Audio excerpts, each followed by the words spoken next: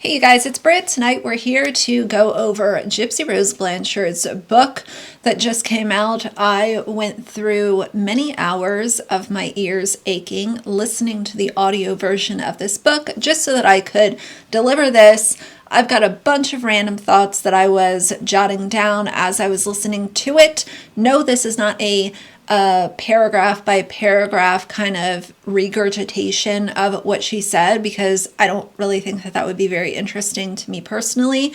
But we're just going to go over, as I was listening, what was going through my mind as I was taking in this info. So this might be a long video, but if you're interested, please keep watching.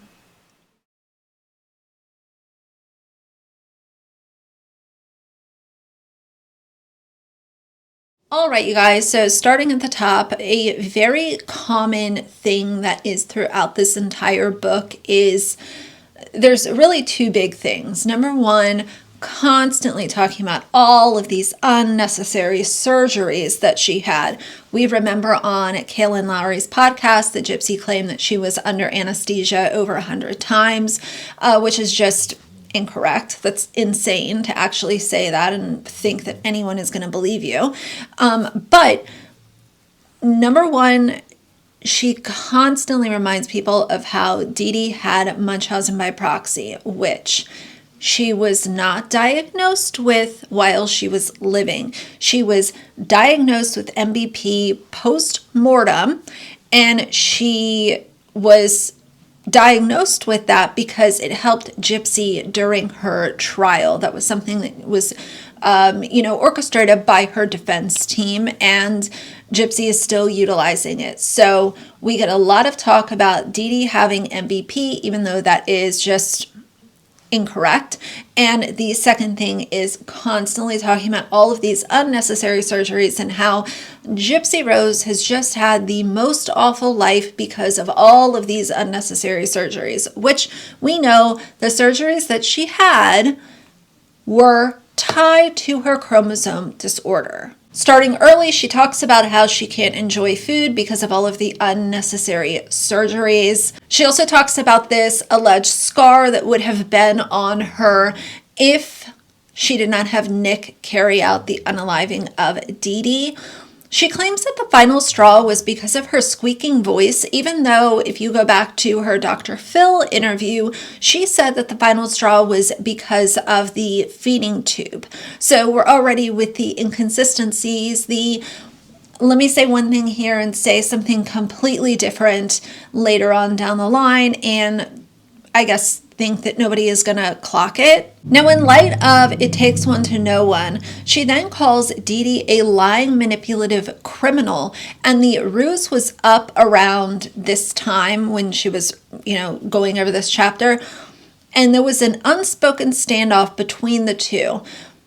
But in other interviews, she says that mother knows best. I didn't know what was going on. I had no clue. I was blindsided. I was being manipulated. So did you know that it was wrong, or did mother know best and you didn't know anything? I thought it was really funny. She literally calls her grandfather a narcissist because his children were named after him. This has been going on for generations. People name their kids either something similar or the same name as you are. There's so many families, like nobody is a narcissist because they name their kid after them. How many people are named Charles 1, Charles 2, Charles 3, and it goes way down the line. That has nothing to do with being a narcissist. But again, Gypsy is somebody who loves to diagnose people that she sees as they're not in her corner. They're not in her clique. So I'm just going to diagnose everybody as a bunch of narcissists, even though if I'm going to improperly diagnose somebody, I think that Gypsy Rose is the one that should not be calling other people narcissists when she has exhibited the behavior that she has shown all of us. She also mentions how Dee Dee would claim that artists would insert her into their songs because she was just such a fangirl. And it brought me back to shortly after Gypsy was released from prison. Remember when she tried to say that Taylor Swift was referring to Gypsy Rose in one of her songs. It's the parallels that you can draw between Dee Dee and Gypsy is alarming because they are so much alike. And the fact that Gypsy is allegedly about to become a new mother, I think all of the warning signals are right in front of our face. Gypsy Rose Blanchard is convinced that Taylor Swift wrote a song about her. Hey guys, it's Charlie and I from TMZ. So on Taylor Swift's new album, The Tortured Poets Department, she's got a song called Fresh Out the Slammer, and we're told that Gypsy Rose thinks there's a lot of similarities between the song lyrics and her actual life. So the song is about a woman that gets out of prison and takes off with her lover, and we're told that Gypsy thinks this could have easily been inspired by her life. Remember, she got released from prison in December last year and quickly moved in with her then husband, Ryan Anderson. There's also a lyric in the song that says, "Camera flashes, welcome bashes." And the camera flashes could easily be the paparazzi that were surrounding Gypsy when she was released. And for the welcome bashes part, her family did throw her a very public welcome home party. Before Gypsy's release last year, she actually told me she was a huge Swiftie, and though that was big headlines in the media that Gypsy Rose was a huge Taylor Swift fan, we're told that Taylor has not reached out to Gypsy Rose, and she doesn't blame her. She understands that she's a very controversial person, and despite that, she is still a very huge fan of Taylor Swift and loves the song. By the way, fans online are also making the connection, saying that this song was clearly about Gypsy Rose. So what do you guys think? Do you think that this song is about Gypsy Rose, or is it a stretch? Let me know in the comments below, and don't forget to follow. She also talks about Rod's mother, who worked at a local library, and she said that Dee Dee checked out a book that was titled something along the lines of How to Get Pregnant Fast, and she warned Rod of, hey, Dee Dee checked out this book, this is the title, blah, blah, blah. Again, how funny is it that we now have a Gypsy, in my opinion, trapping Ken with a pregnancy? She was doing the fertility route and she got pregnant very quickly. Something else she shared is that Rod was not at her birth when she was born. He was tripping on acid and for 4 days. So that's why Rod, the father of the year that Gypsy likes to paint him as current day, was obviously nowhere to be found when Gypsy was born. Gypsy also shares that by the age of 5, Dee Dee had her seeing doctors for issues that were tied to this chromosome disorder. And again, if you go down all of the unnecessary surgeries, as Gypsy likes to label them, you will see that they were tied to the chromosome disorder. Gypsy also shares that when DCFS came to visit her and Dee Dee, she stayed quiet because she thought her life was normal, because it was before getting her laptop and boys. It's very, very clear for me to see that Gypsy Rose Blanchard was very much seeking validation from men from a very young age. Dee Dee saw that this was troublesome, and once things progressed to a point where she tried to control Gypsy, things got much worse for Dee Dee. She also blames DCFS again for not asking the right questions and claimed that they only looked for signs of physical abuse. And again, this goes back to her always blaming other people. It's always, you didn't do this, you didn't say that, they didn't ask me the right questions, so they didn't ask me the right questions, so they let me fall through the cracks, and that's why I had to manipulate a disabled man to kill my mother. That is Gypsy Rose's business plan. That's her business model, is to always point the finger at everybody else as a way to discount and make her actions not as bad as they might seem. She calls them another institution that dropped the ball. So it's just this ring around the rosy kind of thing. It's always ring around. It's everybody else's fault. She says that she was taught to live a life of lies, and I think that very obviously mirrors the way that she's living her life current day. She also talks about being Catholic and says that she thought that she would be a nun, which is hilarious. Gypsy Rose thinking that she was going to be a nun, when you see exactly who she is mind-blowing. She would also cosplay as a priest, which Again, don't get me started on that one. She was mad at God because nobody saved her. No teacher or principals saved her. Teachers and principals didn't save her because she didn't go to school. So you can't blame a party that was not involved in your life. You were not going to school. So how would a principal or teachers even know what was going on with you because they didn't know that you existed? She talks about being caught shoplifting at Hobby Lobby and says that the manager and a minion were the ones who confronted her and Dee Dee. She does say that Dee Dee was banned from Hobby Lobby. I'm going to insert a little snippet from Becca Scoop's video where she talks about the Hobby Lobby incident.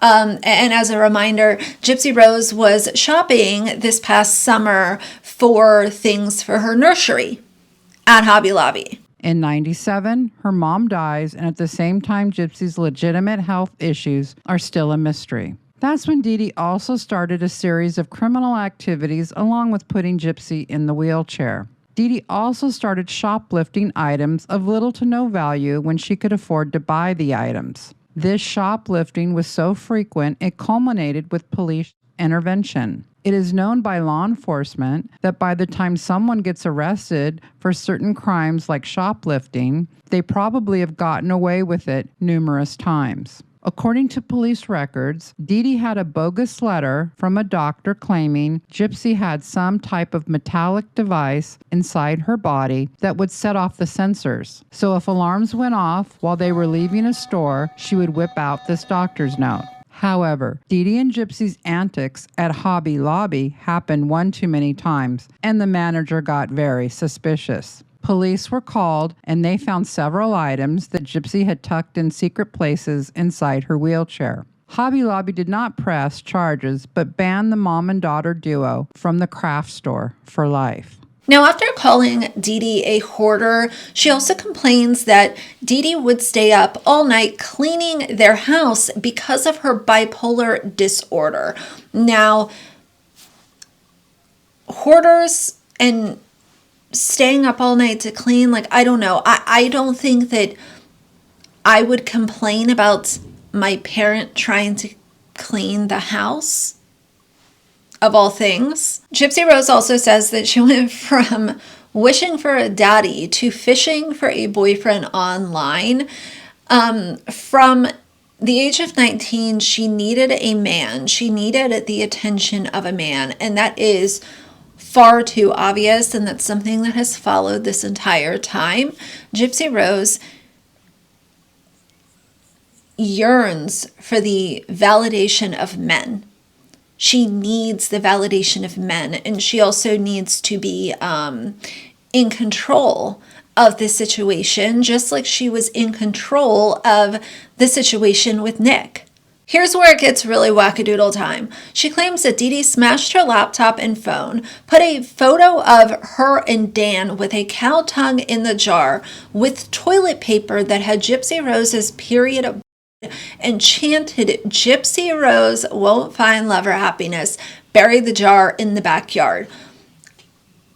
This could have happened, but I'm not convinced. I think one of the things that Gypsy really likes to do is any chance that she gets, she likes to make it known that Dee Dee was like this super unhinged, crazy lady who was just unfeasible in every way, shape, and form. She was putting cow tongues in jars and all of this kind of stuff.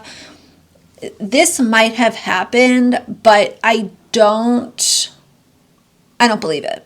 Now, here's where it also gets really weird. She claims that after this jar incident where she buried this jar in the backyard, she was handcuffed to a dog leash. Claims that Dee Dee would sleep with a knife by her bed in case Gypsy tried to run away, and she was chained in this condition for 2 weeks, despite the fact that there were no dog leashes, handcuffs, chains found in their home. It's possible maybe Dee Dee like threw all that stuff in the trash.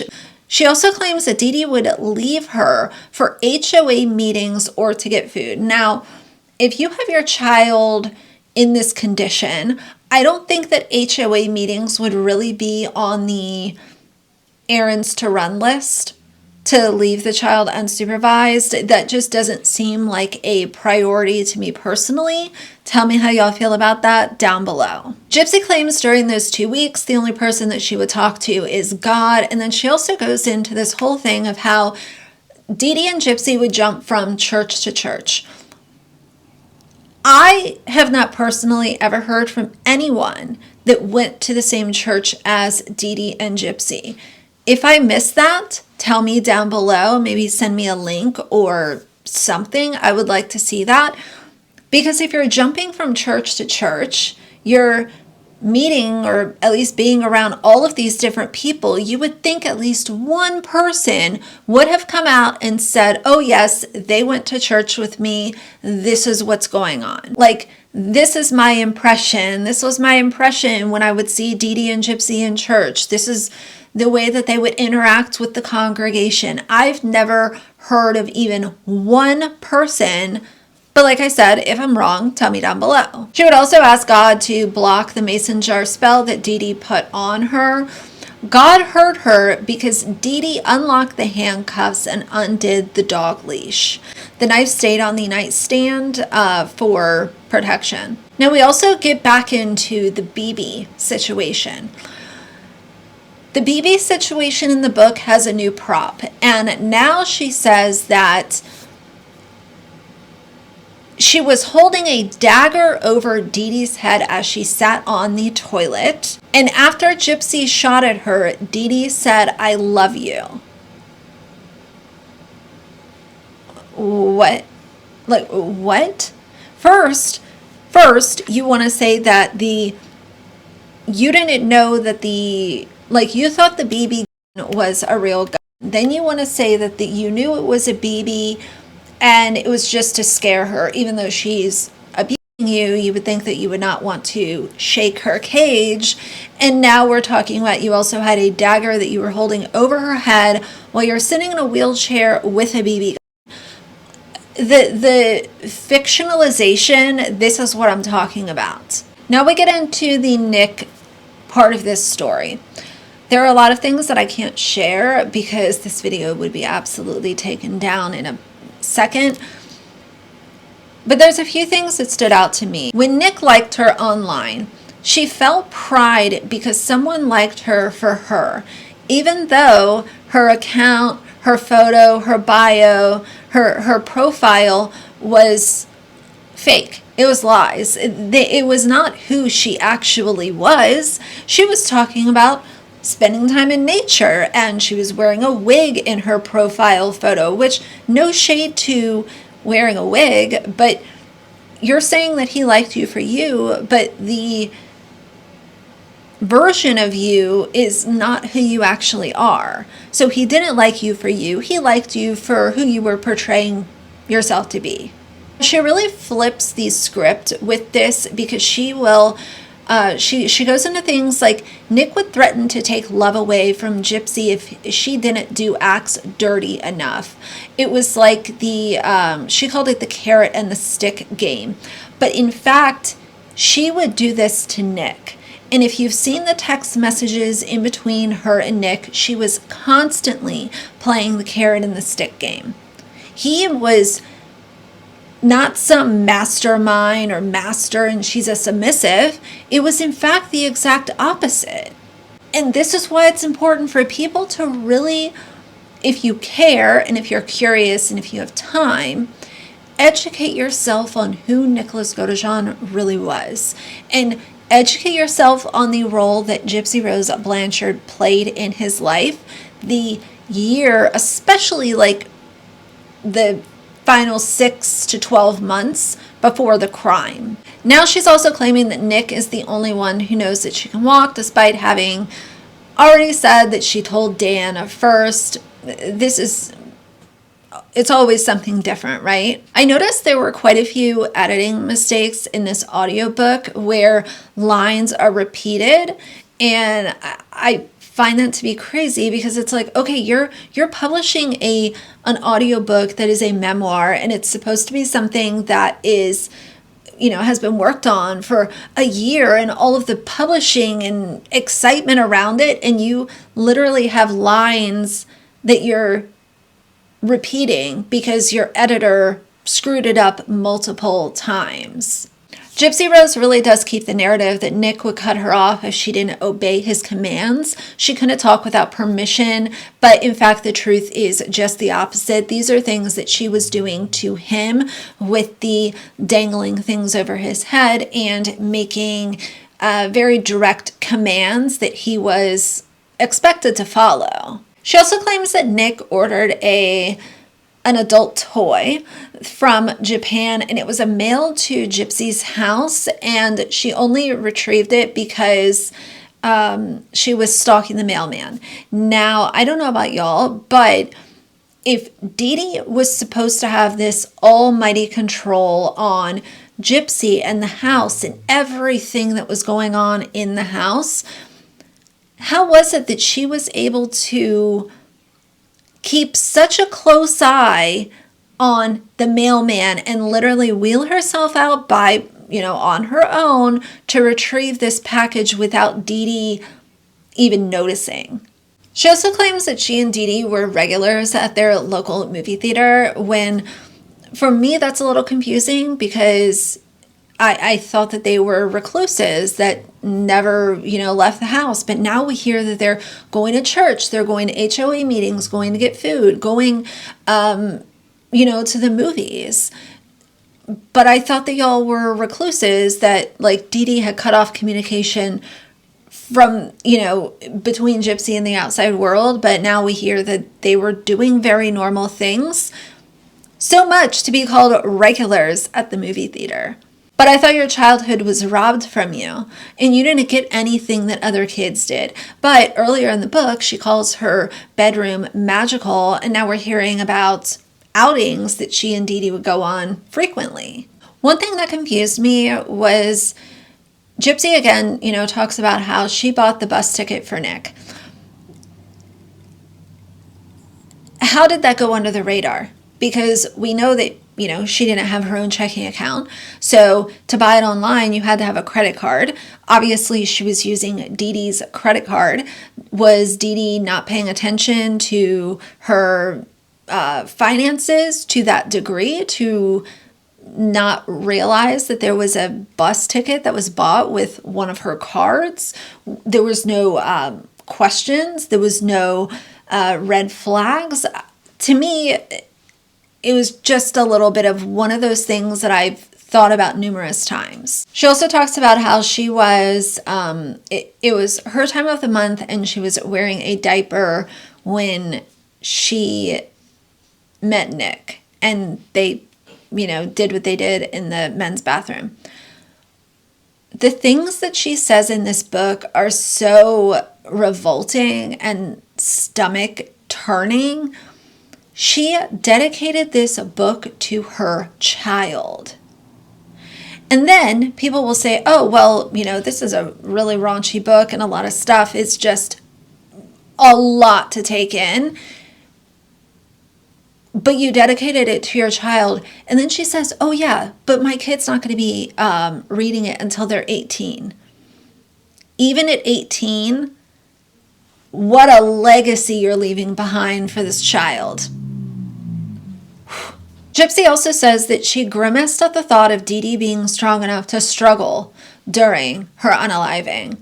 So she didn't want this to be instant. She literally confirmed it right here. She wanted Dee Dee to suffer and struggle and feel pain when Nick was carrying out this act that he was hired to do. And you want to say that you have sympathy and you hope that you're able to heal and all of this stuff. Saying stuff like this, I hope that you don't heal. And she also says how Christy and Rod and, people that were on her side would keep the crime scene photos far away from Gypsy. I completely disagree with this. I think that she should be forced to look at these photos, not just once. I think she should be forced to look at them multiple times and really take in the absolute horror that those photos are. I don't think you should be allowed to carry this out and then be like, oh, hide my eyes. I don't want to see that. Let mommy and let daddy and Christy keep me sheltered. I don't think that's fair. Gypsy also says how she was R-worded by Nick after the crime. When she was on the stand during the trial, she said that she was not. No matter which way you look at it, you're lying under oath, because you are now saying that you were untruthful on the stand when you were under oath. Now, I'm going to jump around a little bit because, God, there's just so many things in this book that I could pick apart, but I'm trying to focus on like the things that really stood out to me. She also says how when she, after they were found out and she got to jail, she learned how to live with ruthless criminals. People in jail treated her like she was deplorable. So she's trying to put herself above ruthless criminals and then also get upset that she's being treated like a criminal when she's literally in jail for orchestrating the murder of her mother. Now, she really gets into it with one of her cellmates that was mentally unwell, where she says that this woman would play with her own feces, and she really goes into some descriptors, like she would act as if it was Play-Doh. I don't know who this woman was, but if somebody listening to this book could find out for a fact that that was like their mother, their aunt, their sister, how hurtful to use somebody's mental illness as a way to say, oh, I was just surrounded by crazy people. Let me tell you about this one crazy lady that was, in my cell, and this is all the wild and crazy stuff that she was doing. Gypsy tells stories on other people to make herself look more sane, or look more nice, or look more put together. And she does it by stomping on other people. And this part of the book, it's sad and it's repulsive and it's stuff that did not need to be put into Gypsy Rose's book. Now, around this time in the book, she finally mentions how she wasn't feeling well because she was going through opiate withdrawal in jail. It took a long time to get here, and she doesn't talk about it very often at all. But we finally get one mention of, look, she wants to use addiction now as part of her story. And it's never mentioned how she was feeling when she was coming off of all of these alleged opiates that she was taking. She had thoughts of unaliving, but then in jail she had the opportunity to be baptized for the 7th time in her life. She wanted holy water to be absorbed into her skin so that she could cleanse herself of her sins. That ain't the way it works. That ain't the way it works, Gypsy, just saying. She also voiced frustration how when she was feeling unwell, going through the opiate withdrawal, that nobody offered her a blanket. Do you think that this is the Ritz-Carlton, Gypsy Rose? Do you think that you are flying first class where people see you wanting to rest and offer you a blanket and a warm cup of, tea? She also says again how Rod and Christy have kept details of the crime away from her. And I just completely, I completely disagree with this. I don't think that she should be allowed to be sheltered. I don't think that she should be allowed to literally just cover her eyes, cover her ears, and go on with life because people are sheltering her. She also got in trouble for writing a letter that was retrieved by someone in the mailroom. And it's in the letter she wrote, I have a part in this, but my part is small. And someone, read it and turned her in. Her part was not small. This entire thing was her idea. The entire thing was orchestrated and brainstormed by Gypsy. That is not a small part.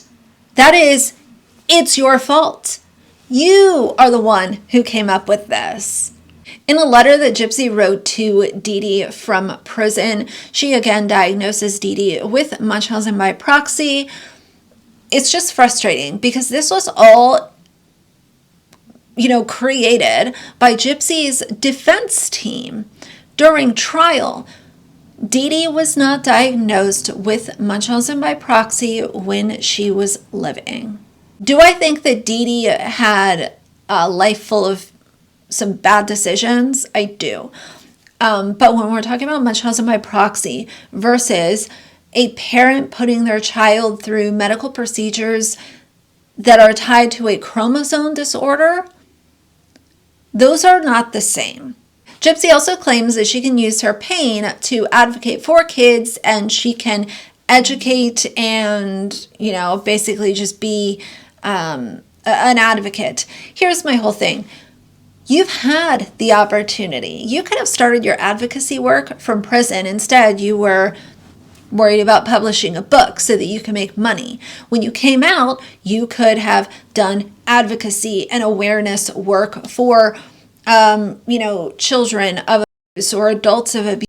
But instead, you were building up your social media following and being messy and cheating and getting divorced and getting knocked up so that you could have Ken for the next 18 years. She also says that she couldn't get psychotherapy because she was too well, which is, okay, if that's what you're going to go with, then that's what you're going to go with. But in my opinion, to say that somebody like Gypsy Rose Blanchard is too well for any kind of therapy, whether it's psychotherapy or any other kind of therapy, is simply incorrect. I don't think that is true. And maybe the prison was a little more strict on, who can get therapy and who can't. But if we're going to lean only on this psychotherapy, what about other kinds of therapy? But you weren't worried about therapy. You were worried about publishing your book and making sure that you had a bunch of social media followers so that when you got out of prison, you could become a, D-list celebrity.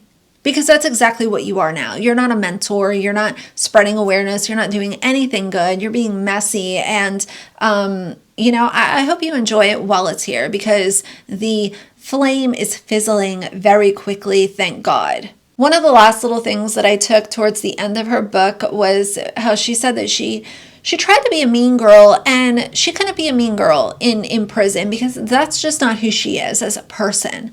Gypsy Rose is, in fact, a mean girl. She is, in fact, somebody who loves to silence, bully, and estrange people that are either not in favor of her or not doing what she wants them to do. She is, in fact, a mean girl. Just so happens that sometimes current day, she will utilize other people to do her mean girl dirty work on her behalf, like Bree or like Christy or like, any of her little fans and stans that roam around on social media.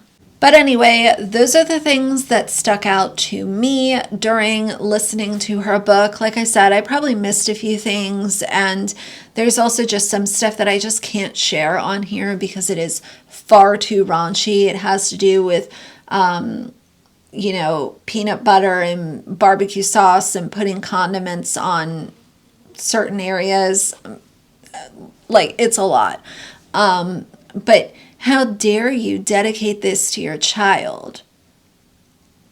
The things that I listened to in this book, if this was one of my parents, I would be absolutely, I would want to crawl into a dark hole, never to be seen again.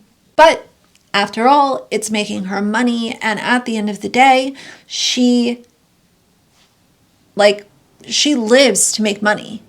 If it's not money, it better be giving her attention. But money is always number one. So either way, I'm glad that I got through this dumpster fire of a book. This was not a well-written book. This was not a well-crafted book. It's just not. And I'm not only saying that because it's Gypsy Rose. I would say this no matter who the person was. It was tough to listen to without losing interest or making me want to get sick. So either way, that's it for today. If you like the video, please leave a like and a comment. And if you'd like to see more from me in the future, please subscribe. I'll see you guys soon. Bye.